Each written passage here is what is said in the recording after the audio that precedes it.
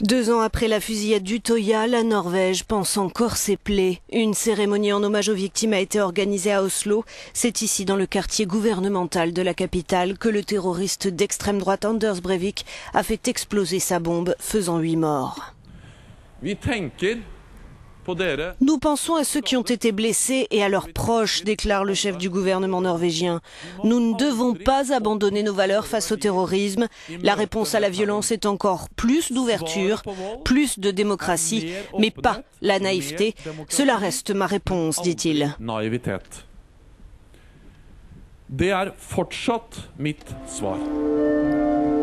Le prince héritier Haakon et son épouse Mette-Marit se sont recueillis durant la messe donnée à l'église Domkirke.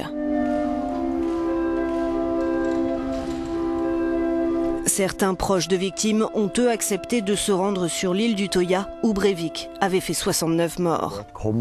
C'est un jour qui doit arriver, explique ce père de victimes. On sait que c'est difficile parce que nous avons perdu un proche, j'ai perdu mon fils, c'est dur et en même temps cela fait du bien d'être ici, à l'endroit où c'est arrivé. Anders Breivik a été condamné à la peine maximale, 21 ans de prison assortie d'une mesure de rétention de sûreté qui permettrait de le maintenir en détention jusqu'à la fin de ses jours.